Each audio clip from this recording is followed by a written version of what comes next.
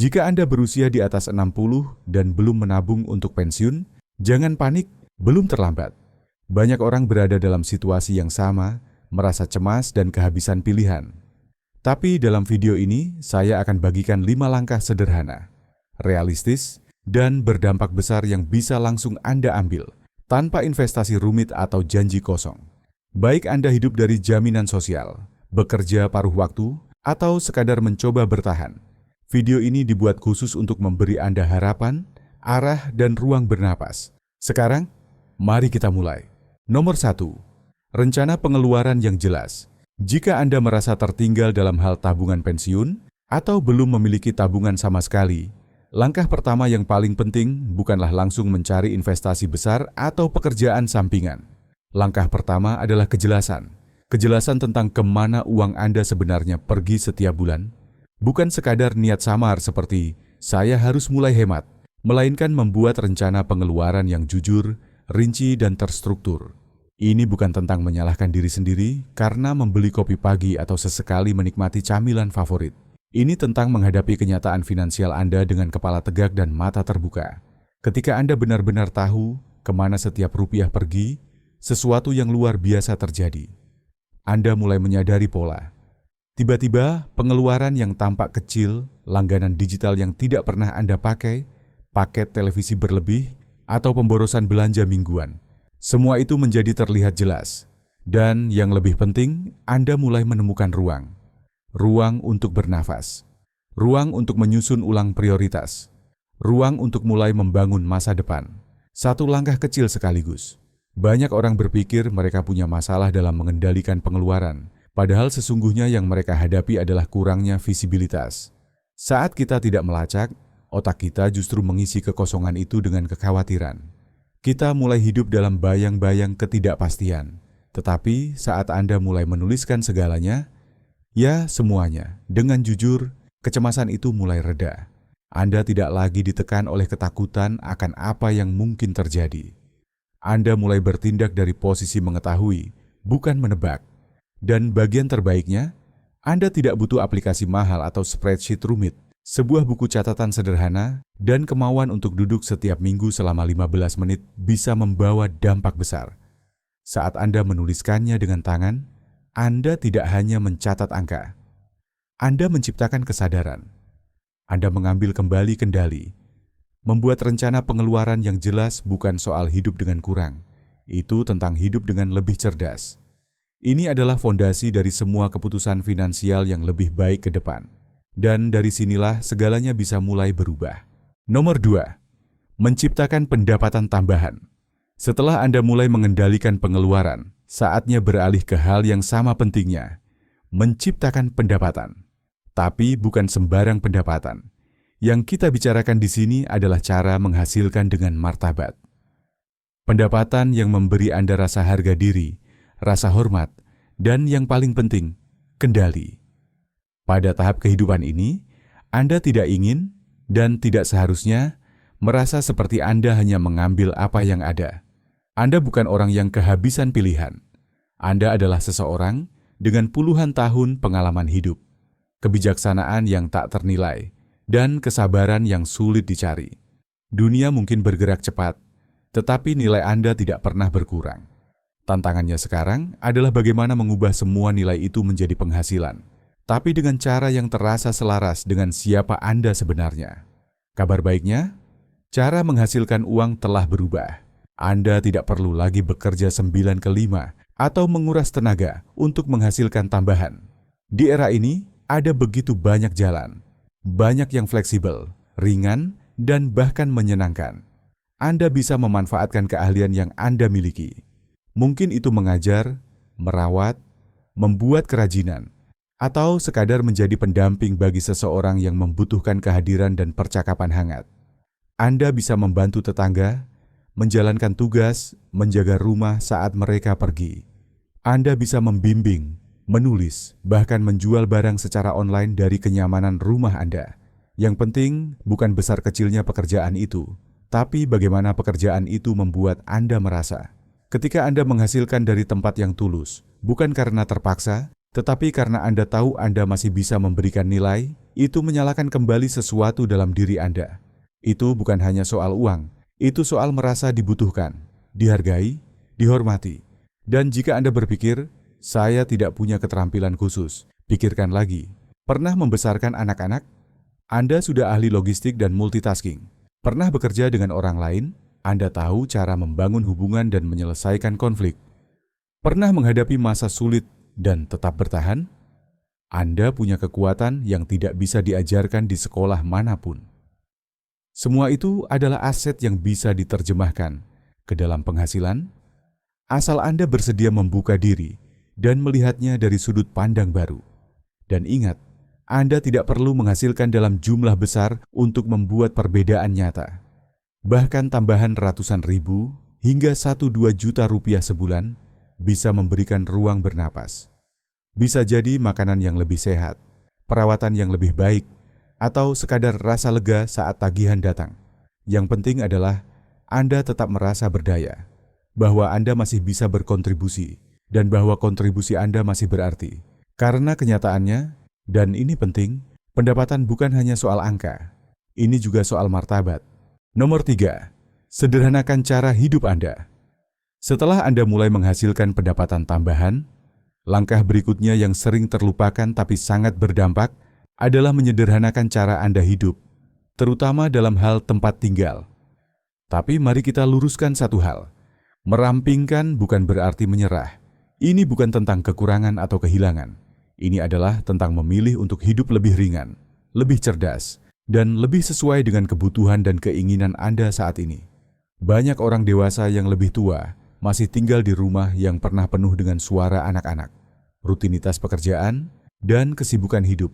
Tapi sekarang, rumah-rumah itu bisa terasa sunyi, melelahkan, dan terus-menerus menuntut perhatian, membersihkan ruang yang tak lagi terpakai, membayar tagihan yang terus membengkak, atau memperbaiki hal-hal yang rusak tapi jarang digunakan.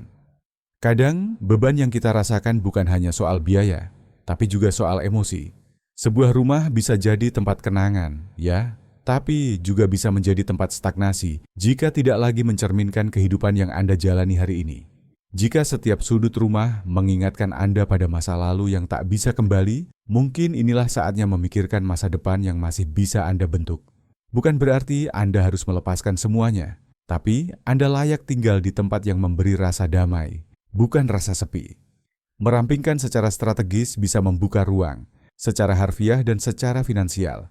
Mungkin itu berarti pindah ke tempat yang lebih kecil dan mudah dirawat.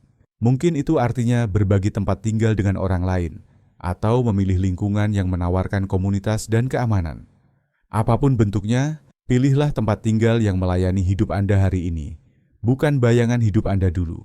Dan ada sesuatu yang sering tidak disadari. Ketika Anda menyederhanakan ruang, Anda juga menyederhanakan pikiran. Ruang yang tidak terlalu besar, tidak terlalu rumit, memberi Anda kesempatan untuk bernapas, untuk merasa lebih ringan, untuk merasa memiliki kendali. Dan rasa kendali itu, di usia berapapun, adalah fondasi bagi ketenangan batin dan kebahagiaan. Bayangkan saja, tidak lagi harus khawatir tentang atap bocor, halaman yang perlu dipangkas, atau pajak properti yang terus naik. Energi yang dulu habis untuk mengurus rumah bisa dialihkan untuk hal-hal yang benar-benar memberi makna. Mungkin itu hobi baru, perjalanan kecil, kelas yang menyenangkan, atau sekadar minum teh bersama teman lama. Merampingkan bukan akhir dari kenyamanan. Justru sebaliknya, itu bisa menjadi awal dari kenyamanan yang lebih dalam, yang muncul bukan dari hal-hal besar, tapi dari kehidupan yang terasa pas. Nomor 4, pikirkan kembali. Apa yang dapat Anda tawarkan?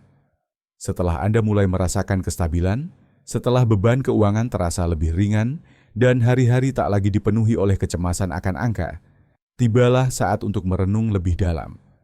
Apa sebenarnya yang masih bisa saya berikan?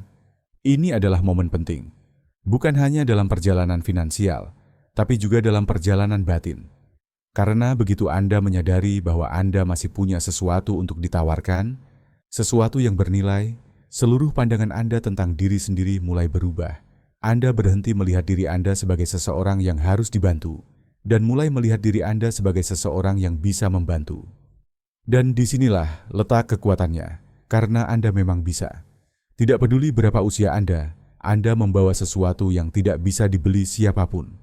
Pengalaman, kebijaksanaan, ketahanan, waktu, dan dunia membutuhkannya lebih dari yang pernah Anda bayangkan.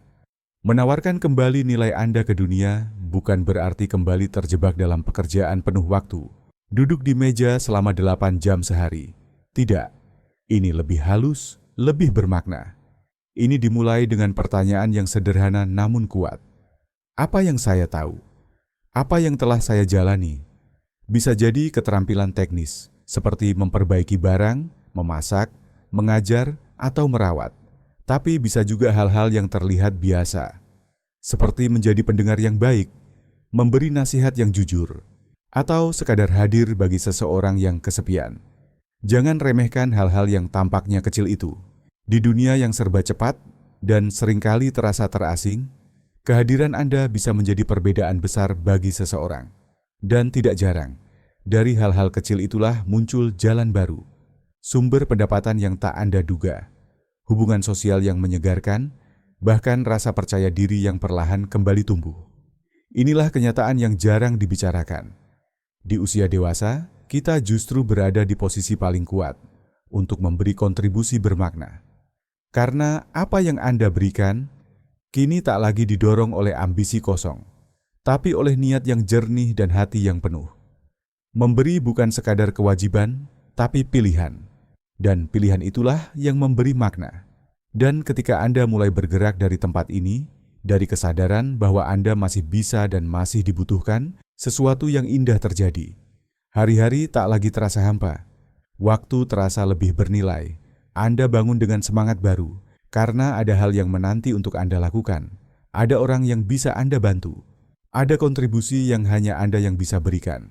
Jadi lihatlah ke dalam diri Anda. Tanyakan dengan jujur, apa yang sudah saya pelajari dari hidup ini? Apa yang bisa saya bagikan? Kualitas apa yang selama ini saya anggap biasa padahal sebenarnya luar biasa?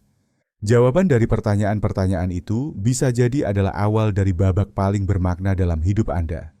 Bukan sebagai seseorang yang menepi, tapi sebagai seseorang yang akhirnya menemukan cara baru untuk bersinar.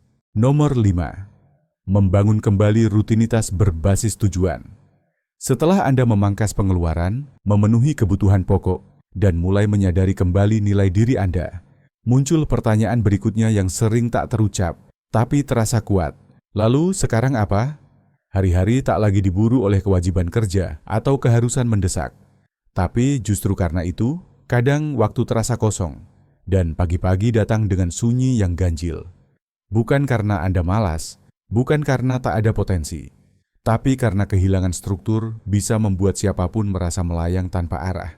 Di masa lalu, rutinitas sering datang dari luar, dari pekerjaan, tanggung jawab keluarga, tenggat waktu, dan janji-janji. Tapi sekarang, rutinitas perlu dibangun dari dalam. Inilah waktunya untuk menciptakan pola hidup baru yang tidak hanya mengisi waktu, tetapi juga memberi makna. Rutinitas yang tidak didasarkan pada kebutuhan orang lain, melainkan pada kebutuhan terdalam Anda untuk merasa hidup, berguna, dan terhubung. Bukan berarti Anda harus menyusun jadwal padat atau mengejar kesibukan demi sibuk. Justru sebaliknya, ini tentang menciptakan hari-hari yang terasa utuh, yang memberi ruang untuk bernafas, tapi juga memberi Anda alasan untuk bangun, berpakaian, dan melangkah keluar, walau hanya ke beranda. Mungkin itu sesederhana menyiram tanaman setiap pagi sambil berbicara dengan tetangga. Mungkin itu waktu khusus untuk membaca, menulis, berbagi cerita, atau sekadar hadir untuk seseorang yang kesepian. Hal-hal kecil yang dilakukan dengan hati bisa membentuk jalinan besar dalam hidup. Karena ketika hari-hari Anda punya arah, Anda mulai merasa punya kendali. Ketika Anda tahu ada sesuatu yang bisa Anda lakukan, tak peduli seberapa sederhana, Anda merasa dibutuhkan. Dan saat Anda merasa dibutuhkan, Anda mulai merasa berharga kembali. Di sanalah titik baliknya. Di sanalah letak kekuatan sejati dari hidup yang dijalani dengan niat. Dan bukan hanya soal perasaan. Ilmu pun mendukung hal ini. Lansia yang memiliki rutinitas yang konsisten dan kegiatan yang bermakna cenderung lebih sehat secara fisik dan mental. Risiko depresi menurun, tekanan darah lebih stabil, dan bahkan fungsi kognitif membaik. Karena otak kita, hati kita, dan tubuh kita Semuanya merespons terhadap makna, bukan terhadap uang, bukan terhadap status, tapi terhadap tujuan. Jadi saat Anda menata ulang hari-hari Anda, jangan bertanya, apa yang harus saya lakukan? Tapi tanyakan, apa yang ingin saya isi dalam hidup saya hari ini? Mungkin waktunya untuk menghubungi teman lama. Mungkin waktunya untuk berjalan di taman dan menyapa orang yang sama setiap minggu. Mungkin waktunya untuk menjadi bagian dari komunitas, walau kecil. Apapun bentuknya, biarkan itu menjadi milik Anda. Rutinitas yang sederhana tapi syarat makna. Rutinitas yang memberi Anda tempat, di dunia, di pikiran sendiri, di hati orang lain. Karena di akhir hari, bukan jumlah aktivitas yang penting, tapi kedalaman dari apa yang Anda lakukan. Ketika hidup dijalani dengan niat, hari demi hari menjadi lebih dari sekadar waktu yang berlalu. Mereka menjadi ruang untuk tumbuh, memberi, dan menerima kembali rasa hidup yang kadang terasa hilang. Dan disitulah kekayaan sejati berada, bukan di tabungan yang besar, tetapi di hari yang dijalani dengan arti. Jika Anda masih bersama saya hingga saat ini, izinkan saya bicara dari hati ke hati. Anda belum terlambat, Anda tidak gagal, dan hidup Anda belum selesai. Dunia sering menetapkan standar pensiun yang tidak realistis, tapi kebenarannya, hidup bermakna tak diukur dari angka di rekening, melainkan dari keberanian Anda untuk terus melangkah, membangun dari titik Anda berdiri sekarang. 5 langkah hari ini bukan sulap, tapi undangan untuk mengambil kembali kendali, untuk memulai ulang dengan harapan baru. Jadi, tarik napas dalam, katakan pada diri sendiri, saya masih bisa mulai hari ini. Karena perubahan besar selalu dimulai dari satu langkah kecil, dan Anda sudah cukup.